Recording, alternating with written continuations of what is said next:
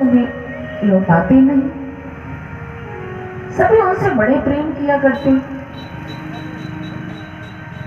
चैतन्य महाप्रभु का इस धरा पर अवतरण हुआ।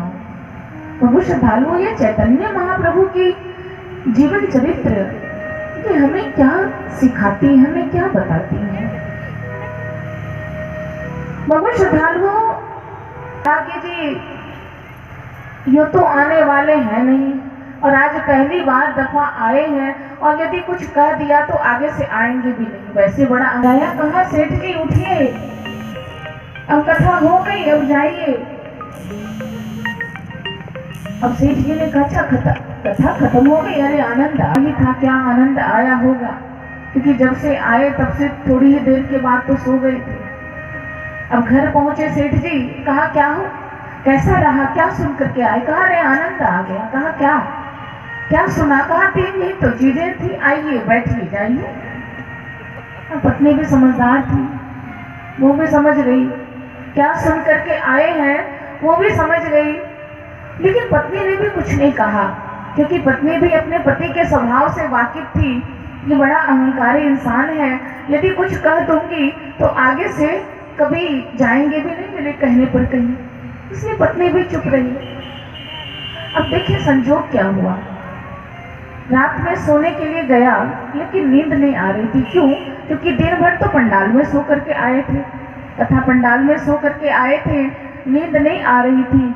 और उसी रात संजोग कुछ ऐसा बना कि एक चोर उनके घर में घुस आया। अब जो पत्नी थी, पत्नी ने कहा, देखा जब सेठ जी को नींद नहीं आ रही है, कहा कि कथा सुन करके आए हो, जो तीन शब्द लेकर आए हो, आइए बैठिए जाइए, ये आपके लिए मंत्रवत है।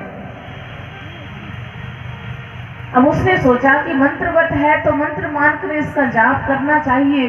वो जाप कर रहा था, आइए बैठिए जाइए, मन ही मन पहले बोला, फिर बाद में वो बीच बीच में वो बोल करके भी उसका जाप कर रहा था, वाचिक रूप से भी बोलता जा रहा था, आइए बैठिए जाइए। अब चोर घुसा, अब उसके मुख से निकला आइए। अब चोर को लगा कि लगता है ये मुझे, इसने देख लिया कि मैं घुस चुका हूं, इसलिए तो वो ऐसा कह रहा है कि आइए। अब चोर जो था वो डर गया। अब वो पीछे जो है पीछे जाने लगा, तो आगे से सेठ जी के मुख से निकला बैठिए। अब उसको लगा, चोर को लगा कि लगता है कि अब ये मुझे पिटवाएगा, ये मुझे पहचान लिया है, ये मुझे पिटवाएगा, इसलिए भागने में ही लाभ है। और वो भागने के लिए वो तैयार ही था कि अब हुआ क्या कि जैसे ही वो चोर जाने लगा तो उसका पैर जो था, क्योंकि अंधकार था, पैर उसका लड़खड़ाती है। सामने वो व्यक्ति है, उस व्यक्ति ने सेठ जी के चरण को पकड़ लिए कि सेठ जी आप मुझे माफ कर दीजिए, क्योंकि मेरा जीवन आपके ही हाथों है, आप ही मेरे जीवन को बचा सकते हैं, आप मुझे माफ कर दीजिए, ऐसी गलती मैं कभी नहीं करूंगा। अब उसने सेठानी को बताया, जगाया, अरे सेठानी ये मंत्र तो बड़ा ही कारगर रहा, अरे एक ही रात में इसका जाप कर रहा था, ये चोर पकड़ा गया। कैसे हाथ जोड़ करके वो माफी मांग रहा है। अब सेठ जी को कहा कि अरे छोड़ दीजिए, इसका जीवन